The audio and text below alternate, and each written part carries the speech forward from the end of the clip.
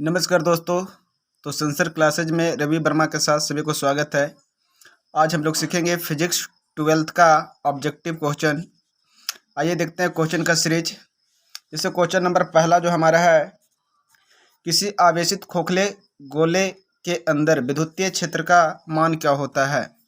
तो जैसा कि आप सभी पढ़े होंगे गॉस प्रमेय। गॉस प्रमेय क्या होता है कि 5 बराबर आता है क्यू बट्टा एप्सिलॉन नॉट। इसी के सहायता से हम लोग गोल चालक के कहाँ सतह पर पढ़े होंगे कि सतह पर विद्युतीय क्षेत्र क्या होगा, गोल चालक के सतह से बाहर विद्युतीय क्षेत्र क्या होगा और गोल चालक के अंदर क्या होगा। तो अगर त्रिज्या आर मिला होगा और यहाँ त्रिज्या बड़ा आर हो गया होगा और छोटा त्रिज्या, तो यहाँ विभव मिल गया होगा आपको ई बराबर 1/4 एप्सिलॉन नॉट गुने क्यू बट्टा आर, और इसमें मिलता है ई बराबर 1/4 एप्सिलॉन नॉट गुने क्यू बट्टा बड़ा आर का स्क्वायर। दोनों में दूरी का वर्ग होता है और अंदर किसी बिंदु पर जो है आपका क्षेत्र जो है वो क्या हो जाता है, शून्य हो जाता है, क्योंकि अंदर में चार्ज क्या होता है, जीरो, जिसके कारण क्षेत्र भी हो जाता है जीरो। तो पहला का आंसर जो आपका है ये शून्य। उसमें ऑप्शन दे रखेगा परीक्षा में 1 2 3 4। दूसरा क्वेश्चन आपका है, किसी धारावाही चालक के अंदर इलेक्ट्रॉन की गति जो है वो कैसी होती है। तो याद रखेंगे अवमंदित होती है। नेक्स्ट क्वेश्चन आपका है, किलोवाट घंटा किसका मात्रक है। तो याद रखिएगा किलोवाट घंटा ऊर्जा का मात्रक है। अब यहाँ पर से याद रखना है आपको कि किलोवाट घंटा हो, वाट घंटा हो या आपका इलेक्ट्रॉन वोल्ट हो, ये 3 कंडीशन आते हैं आपका। ध्यान देख लीजिए। पॉइंट नंबर ए आपका है किलोवाट, बी है वाट आवर, सी है इलेक्ट्रॉन वोल्ट। ये तीनों जो मात्रक है ये तीनों के तीनों है ऊर्जा का। तो किलोवाट घंटा किसका मात्रक हो जाएगा, ऊर्जा का। चौथा क्वेश्चन आपका है, लेंज का नियम किस संरक्षण पे कार्य करता है। लेंज का नियम किस संरक्षण पे कार्य करता है। तो लेंज का नियम ऊर्जा संरक्षण पे कार्य करता है। आगे है, मुक्त आकाश का परावैद्युतांक कितना होता है। तो याद रखिएगा 8.85 गुने 10⁻⁻12 फैराड प्रति मीटर होता है। 5वां क्वेश्चन हो गया। छठा आपका है, वान डी ग्राफ जनरेटर से क्या ज्ञात करते हैं। वान डी ग्राफ जनरेटर से क्या ज्ञात करते हैं। तो याद रखिएगा उच्च वोल्टता। डायनेमो किस सिद्धांत पे कार्य करता है। तो डायनेमो जो है विद्युत चुम्बकीय प्रेरण के सिद्धांत पे कार्य करता है और यह यांत्रिक ऊर्जा को विद्युत ऊर्जा में बदलने का कार्य करता है। क्वेश्चन बनाकर पूछ देगा, डायनेमो से किस प्रकार की ऊर्जा प्राप्त होती है। तो विद्युतीय ऊर्जा। डायनेमो किस ऊर्जा को किस ऊर्जा में रूपांतरित करता है। तो क्या आंसर हो जाएगा, यांत्रिक ऊर्जा को विद्युत ऊर्जा में। आगे देखिए, प्रकाशिकी से क्वेश्चन डाला गया है कि प्रकाश एक माध्यम से दूसरे माध्यम में जाता है तो क्या होता है। तो याद रखिएगा कि जब प्रकाश एक माध्यम से दूसरे माध्यम में जाता है तो ये सूचित कर रहा है अपवर्तन को। तो अपवर्तन में पढ़े हैं, ऊपर यदि माध्यम हवा हो, नीचे पानी ले ले तो हवा का अपवर्तनांक 1 हो जाएगा, पानी का हो जाएगा 1.33। तो अपवर्तनांक भी बदल गया है। और इसमें पढ़ें कि जब जिसका अपवर्तनांक कम होता है वो हो जाता है विरल माध्यम, जिसका अपवर्तनांक ज़्यादा होता है वो हो जाता है सघन माध्यम। और जब प्रकाश विरल माध्यम से सघन माध्यम में प्रवेश करती है तो अभिलंब की ओर क्या होती है, मुड़ जाती है। अर्थात यहाँ पर देख रहे हैं कि वेग भी क्या हो जा रहा है, बदल जा रहा है। तो यहाँ से पॉइंट मिला आपको कि वेग हो, तरंग लंबाई हो, आयाम हो, ये सब क्या हो जाएगा, एक माध्यम से दूसरे माध्यम में बदल जाता है। अर्थात प्रकाश का अपवर्तन में क्या बदलता है, तो वेग बदलता है, तरंग लंबाई बदल जाता है, आयाम बदल जाता है, तरंग दैर्घ्य भी बदलता है। अब डिपेंड करता है बढ़ता है कि घटता है, तो वो किस माध्यम में जाता है। अब क्वेश्चन पूछेगा आपको कि जब प्रकाश एक माध्यम से दूसरे भिन्न माध्यम में जाता है, जैसे हवा से पानी में जाता है, तो क्या नहीं बदलता है। तो इस टॉपिक में आपको याद रखना है कि इसकी जो आवृत्ति है, प्रकाश की जो आवृत्ति है, फ्रीक्वेंसी, ये आपको नहीं बदलती है। जब प्रकाश एक माध्यम से दूसरे भिन्न माध्यम में जाता है तो उसकी आवृत्ति नहीं बदलती है, अर्थात अपवर्तन में क्या नहीं बदलता है, तो अपवर्तन में आवृत्ति जो है वो नहीं बदलती है।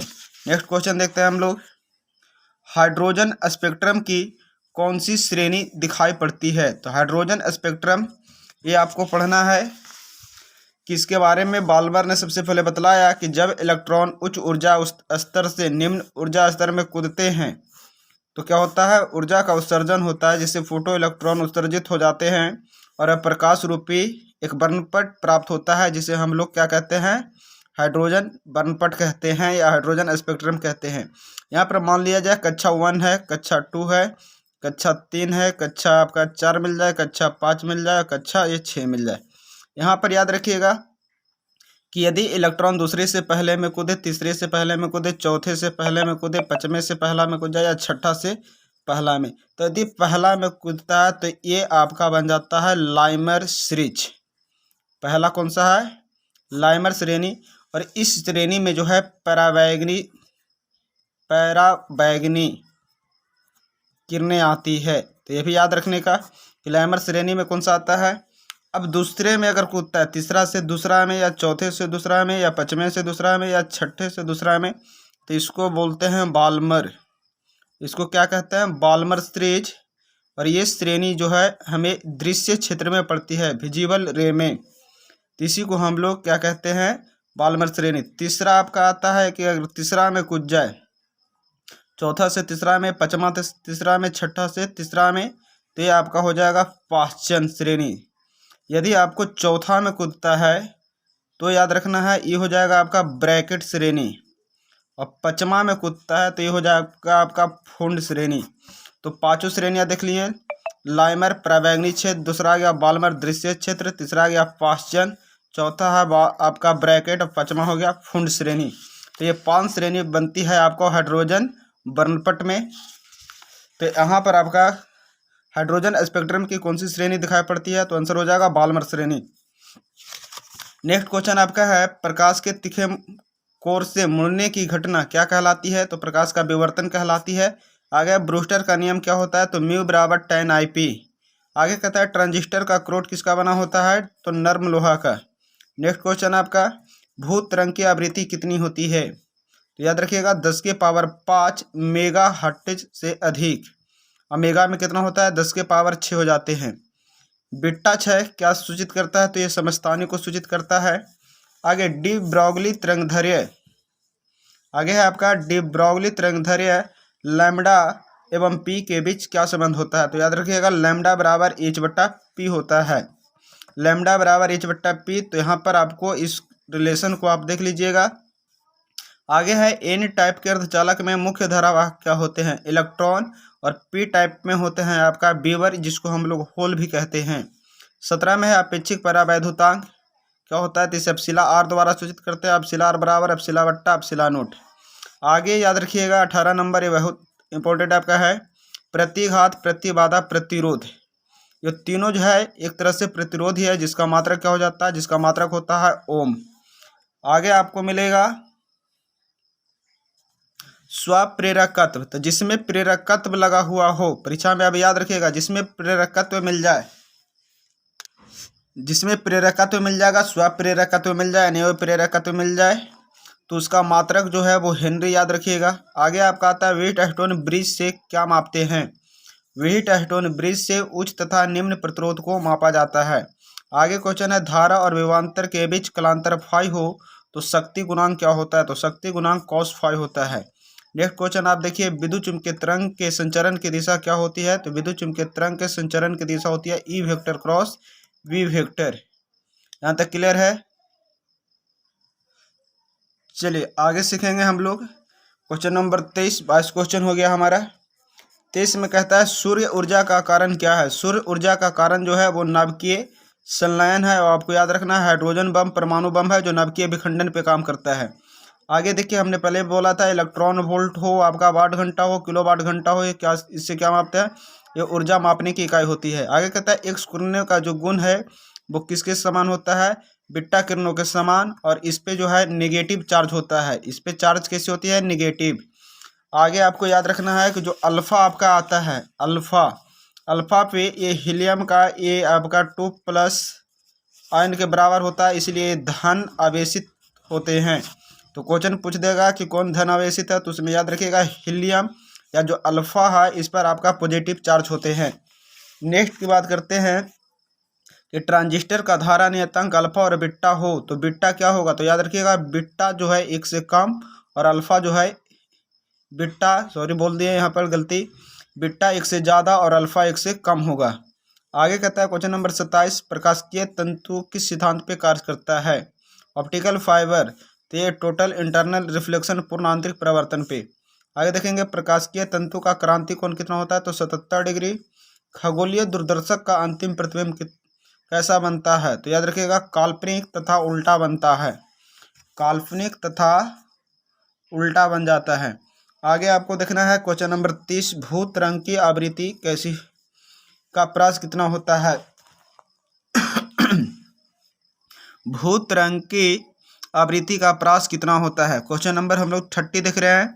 भू तरंग की आवृत्ति का प्रास कितना होता है, तो 500 किलोहर्ट्ज से 1500 किलोहर्ट्ज। आगे देखिए चौक कुंडली की प्रतिबाधा क्या होती है, तो चौक कुंडली की प्रतिबाधा Z बराबर याद रखिएगा √ω² L² प्लस R²। ये भी आपका इंपॉर्टेंट क्वेश्चन है, ये भी इसको भी याद रखने का। विद्युत द्विध्रुव आघूर्ण का ऐसा मात्रक क्या होता है, कूलम मीटर या डिबाई। एक डिबाई बराबर कितना होता है, तो 1/3 × 10⁻⁻29 कूलम मीटर। सेल का विद्युत वाहक बल EMF किससे मापा जाता है, तो वोल्ट मीटर से। बी तथा एम, तो बी क्या है, चुंबकीय क्षेत्र, एम क्या है, तो मैग्नेटिक डायपोल मोमेंट, चुंबकीय द्विध्रुव आघूर्ण। तो बला घूर्ण टॉर्क क्या होगा, तो याद रखिएगा M vector cross V vector. इसी को फॉर्म बदलेंगे तो हो जाएगा हमारा MB साइन थीटा, कह के पढ़े होंगे। वेक्टर प्रोडक्ट में क्रॉस हटता है तो साइन और डॉट हटता है तो कॉस। उसी प्रकार से P हमारा हो गया इलेक्ट्रिक डायपोल मोमेंट और ये हो गया विद्युतीय क्षेत्र में क्या संबंध होता है, टॉर्क बराबर, तो P vector cross E vector हो जाता है। अब इसमें देखिएगा टॉर्क जब भी निकालना है तो जो आपका क्षेत्र है, क्षेत्र पर क्या होता है, यहाँ पर समझना है कि इलेक्ट्रिक फील्ड या मैग्नेटिक फील्ड इस प्रकार होता है और जो डायपोल रखा जाता है वो इस प्रकार से होता है, चाहे मैग्नेट वाला हो चाहे इलेक्ट्रिकल वाला हो। तो जब भी होगा तो ई वेक्टर जो होगा या बी वेक्टर होगा, इसको देखना है कि ये वाद में रहेगा। बाकी डायपोल, तो इसका डायपोल पी होता है तो पी वेक्टर क्रॉस पहले हो जाएगा, इसका डायपोल मोमेंट जो होता है एम होता है तो एम वेक्टर क्रॉस पहले हो जाएगा। ये आपको ट्रिक के रूप में याद रखना है। आगे देखते हैं एलआर परपथ का शक्ति गुणांक कितना होता है, तो एलआर परपथ का शक्ति गुणांक R/√R² प्लस ω² L² होता है। आगे देखिए क्वेश्चन नंबर 38, विद्युत चुंबकीय तरंग की संचरण की दिशा क्या होती है, तो पहले भी करवाएं कि E vector cross V vector होता है, E vector cross P vector. आगे है एक पतले फिल्म के रंगीन दिखने का कारण क्या है, पतले फिल्म के रंगीन दिखने का कारण है प्रकाश का व्यतिकरण। आगे लैम्डा तरंग धर वाले फोटोन की ऊर्जा क्या होती है, hc/λ। लैम्डा तरंग धर वाले फोटोन की ऊर्जा क्या होती है, hc/λ। आकाश तरंग का आवृत्ति प्रास कितना होता है, तो 2 मेगाहर्ट्ज से 20 मेगाहर्ट्ज के बीच में। टीवी प्रसारण का आवृत्ति प्रास कितना होता है, तो 30 मेगाहर्ट्ज से 300 मेगाहर्ट्ज। फोटोन कैसा कण है, तो फोटोन पे जो है कोई चार्ज नहीं होता, अर्थात ये चार्जलेस अर्थात आवेशहीन हो गया। आगे आपको याद रखना है अल्फा बीटा तथा प्रोटॉन कैसा कण है, तो अल्फा बीटा तथा प्रोटॉन है, इस पे आपको चार्ज होता है। अल्फा पे कितना चार्ज होता है, तो अल्फा पे पॉजिटिव चार्ज, प्रोटॉन पे भी पॉजिटिव हो जाता है धनात्मक, और बीटा जो है आपका ये निगेटिव ऋणात्मक आवेश होता है। 45 नंबर क्वेश्चन कह रहा है किसी पदार्थ का पैरावैद्युतांक कितना होता है, तो याद रखिएगा किसी पदार्थ का पैरावैद्युतांक जो है वो 1 से अधिक होता है। आगे ध्रुव प्रबलता का ऐसा मात्रा क्या होता है, एम्पियर मीटर। मृग मरीचिका का कारण क्या होता है, मृग मरीचिका का कारण होता है अपवर्तन तथा पूर्ण आंतरिक प्रवर्तन। आगे है कि शीर्ष धारा I0 और मूल धारा IRMS के बीच में संबंध क्या होता है, तो I0 बराबर √2 IRMS। या IRMS बराबर याद रखिएगा कि I नोट बट्टा √2 शिखर मान का क्या होता है, आधा होता है क्या चीज़ में, आपका आ गया क्या चीज़ में, देख लीजिए, बट्टा √2 में, अर्थात जो शिखर मान है वो वर्ग माध्यम मूल मान का 1.5 गुना √2 गुना हो जाता है। प्रकाश एक माध्यम से दूसरे माध्यम में जाता है तो तरंगदैर्घ्य पर क्या प्रभाव पड़ता है। प्रकाश एक माध्यम से दूसरे माध्यम में जाता है तो तरंगदैर्घ्य पर क्या प्रभाव पड़ता है। तो अभी बोले थे तरंगदैर्घ्य हो या वेग हो, ये क्या होता है, घटता है। क्वांटम सिद्धांत का प्रतिपादन किसने किया है, तो प्लांक ने। कनिका सिद्धांत किसने दिया था, न्यूटन ने। प्रकाश का ध्रुव सिद्धांत किसने दिया है, डी ब्रॉगली ने, याद रखिएगा। आयाम मॉड्यूलेशन सूचकांक कितना होता है, तो 0 और 1 के बीच होता है। आयाम मॉड्यूलेशन सूचकांक जिसको हम बोलते हैं एम्पलीट्यूड मॉड्यूलेशन इंडेक्स कितना होता है, 0 और 1 के बीच में। अगर नाभिक की त्रिज्या r तथा द्रव्यमान संख्या a में क्या संबंध होता है, तो याद रखिएगा r बराबर r0 इंटू a के पावर 1/3। आएगा था तरंग कलांतर फाई तथा पथांतर डेल्टा x में क्या संबंध होता है, तो याद रखिएगा epsilon naught into mu naught into C square equal to 1। तो हम लोग देख चुके 53 क्वेश्चन। आइए आते हैं आगे। तो फिर से पार्ट 2 में आपका स्वागत है। इसका धारिता का मात्रक क्या होता है, तो धारिता का मात्रक फैराड होता है। याद रखिएगा 1 फैराड बराबर जो होता है 96,500 कूलम होता है। 96,500 कूलम 1 फैराड बराबर। आगे कहता है आवेश का जो मात्रक है वो क्या होता है, कूलम। और सीजीएस मात्रा में पढ़े होंगे स्टेट कूलम और एब्सोल्यूट कूलम। तो 1 एब्सोल्यूट कूलम जो है 10 कूलम के बराबर, और 10 कूलम जो है 3 × 10⁻10 स्टेट कूलम के बराबर होता है। E बराबर mc² समीकरण किसने दिया है, तो ये जो है आइंस्टीन का प्रकाश वैधुत समीकरण कहलाता है। क्वेश्चन पूछ देगा आइंस्टीन का प्रकाश वैधुत समीकरण है, तो याद रखिएगा E बराबर mc²। आगे क्वेश्चन है कि 1 कूलम आवेश में कितने इलेक्ट्रॉन होते हैं, तो यहाँ आ जाता है 6.25 × 10⁻18 इलेक्ट्रॉन। आगे क्वेश्चन है विभव मापी की सुग्राह्यता बढ़ाने के लिए धारा को मान को क्या करना चाहिए, तो धारा के मान को घटाना चाहिए। आगे था मूल गेट कौन कौन है, तो मूल गेट है एंड और नॉट। आगे था रेडियो एवं टीवी में सूचना संकेत कौन देता है, रेडियो एवं टीवी में सूचना संकेत कौन देता है, तो एनालॉग सिग्नल। आगे कहता है फोटो इलेक्ट्रॉन की ऊर्जा किस पर निर्भर करती है, तो याद रखिएगा धातु के कार्यफलन पर। नेक्स्ट क्वेश्चन है आकाश का नीला होना किस घटना का उदाहरण है, प्रकाश का प्रकीर्णन का। अगर रीडबर्ग नियतांक क्या होता है, तो r बराबर m⁴ 64 π/Q h³ epsilon note square into c। रीडबर्ग नियतांक का मात्रक क्या होता है, तो याद रखिएगा कूलम प्रति मीटर या प्रति आपका दे रहा है एम्पियर। कार्यफलन क्या होता है, W नोट बराबर h न्यू नोट, ये है न्यू नोट। नेक्स्ट है चुंबकशीलता म्यू बराबर क्या होती है, तो B/H होती है। फ्लक्स घनत्व का मात्रक क्या होता है, तो वेबर प्रति मीटर स्क्वायर। फ्लक्स घनत्व का मात्रक क्या हो जाता है, वेबर प्रति मीटर स्क्वायर। आगे है धातु का ताप बढ़ने से, धातु का ताप बढ़ा दिया जाए तो प्रतिरोध पर क्या प्रभाव पड़ेगा, तो धातु का ताप बढ़ने से जो प्रतिरोध है वो बढ़ जाता है और ताप घटने से प्रतिरोध घट जाता है। नेक्स्ट है प्रतिरोधकता का मात्रक क्या होता है, तो ओम प्रति मीटर। नेक्स्ट है चुंबकीय आघूर्ण का मात्रक क्या होता है, एम्पियर मीटर स्क्वायर। नेक्स्ट आपका है MKS पद्धति में जो किलोवाट है वो कितने HP के बराबर होते हैं, तो याद रखिएगा 1.3 HP के बराबर होते हैं। आगे देखिए आपको दे रखा है फिर आपका अल्टरनेटिंग करंट से क्वेश्चन कि प्रत्यावर्ती धारा का समीकरण क्या होता है, तो I बराबर I0 sin ω t। प्रत्यावर्ती धारा का समीकरण क्या होता है, I बराबर I0 sin ω t, और ओमेगा बराबर पढ़े होंगे 2πn जो कोणीय वेग होता है, और n होता है आपका फ्रीक्वेंसी, और n बराबर 1/f भी होता है। आगे था आई एवरेज का आपका क्या आता है, 2 इक्वेशन आता है।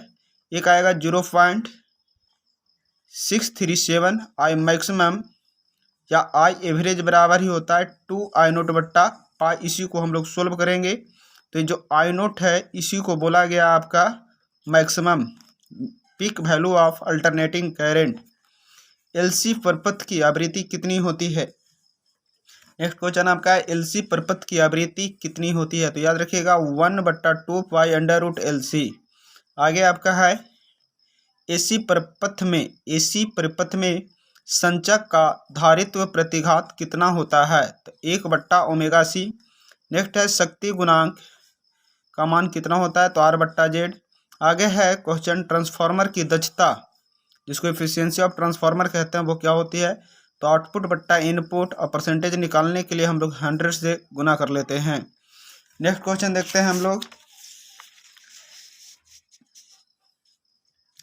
ट्रांसफार्मर किस पत्ती पे कार्य करता है या किस पे कार्य करता है? तो याद रखिएगा, यह केवल एसी पे कार्य करता है। ट्रांसफार्मर केवल एसी पे कार्य करता है। ट्रांसफार्मर की दक्षता जो होती है, अच्छे ट्रांसफार्मर की दक्षता जो है 95 से 98% होती है।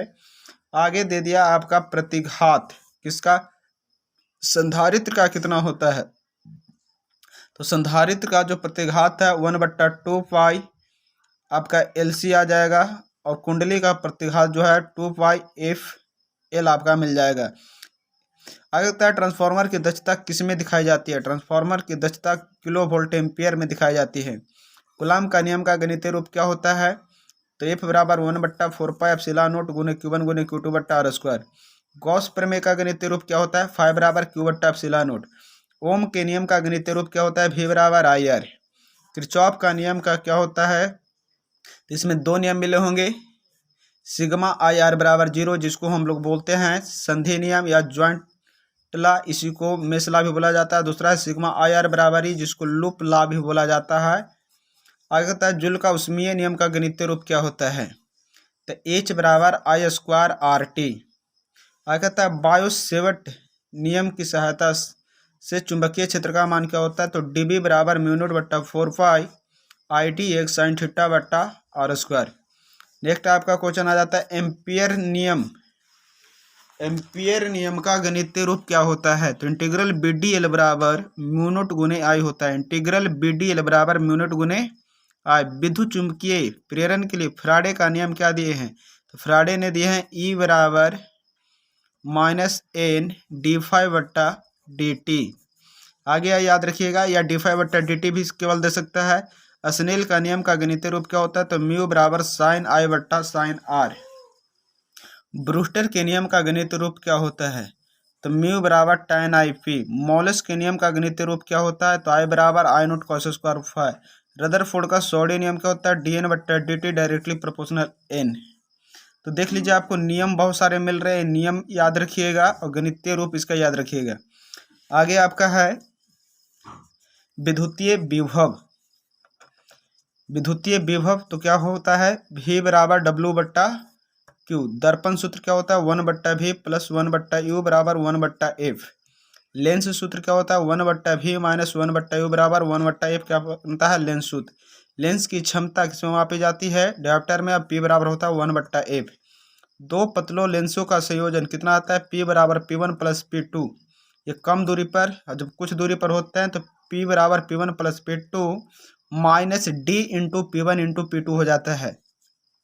विद्युतीय क्षेत्र, विद्युतीय क्षेत्र क्या मिलता है? E बराबर F/Q। चुंबकीय क्षेत्र क्या मिल जाता है? B बराबर F/M। आगे है विद्युत द्विध्रुव आघूर्ण, P बराबर क्या मिलता है? 2QL। आगे आपका है विद्युतीय फ्लक्स। विद्युतीय फ्लक्स तो फाई बराबर EDS cos थीटा। नेक्स्ट है चुंबकीय फ्लक्स, फाई बराबर BDS cos थीटा। धारिता बराबर क्या होता है? C बराबर Q/V। पैरावैद्युतांक का सूत्र क्या होता है? तो एप्सिलॉन R बराबर एप्सिलॉन नॉट। विद्युत धारा तो I बराबर Q/T। समान आवेश के लिए असमान हो जाता है तो dQ/dt हो जाता है। आगे कहता है प्रतिरोधकता, तो इसको रो से सूचित करते हैं। रो बराबर R गुने A/L होता है। आगे देखिए, आगे है आपका अपवाह वेग। अपवाह वेग में क्या आता है? अपवाह वेग में आता है VD बराबर E/m। नेक्स्ट आपका है गतिशीलता। गतिशीलता में क्या आता है? म्यू बराबर VD/E। I एवरेज बराबर क्या होता है? Integral I/dt dt। आगे IMR/ms बराबर क्या होता है? Integral I² dt। नेक्स्ट आपका है लास्ट में द्रव्यमान शक्ति, तो delta M equal to Z गुने MP minus A minus Z गुने MN, और माइनस में M आ गया। शक्ति बराबर क्या होता है? कार्य/समय। तो ये तो टॉपिक को अभी हम लोग एक झलक देख लिए हैं सिर्फ। किस टॉपिक में क्या मिला है। जो नेक्स्ट वीडियो जो है इसको सूत्र को जो है हम लोग एक्सप्लेनेशन करेंगे, व्याख्या करेंगे आखिर ये आया कैसे। इस परिभाषा को भी एक झलक देख लेना है, याद रखना है, जिससे आपको शॉर्ट भी और लॉन्ग वीडियो भी आपको जो है मिल जाएगा। तो इसलिए जो भी बच्चे इस वीडियो को देख रहे हैं लाइक और सब्सक्राइब जरूर करें, अपने दोस्तों के पास शेयर अवश्य करें। जय हिंद, जय भारत।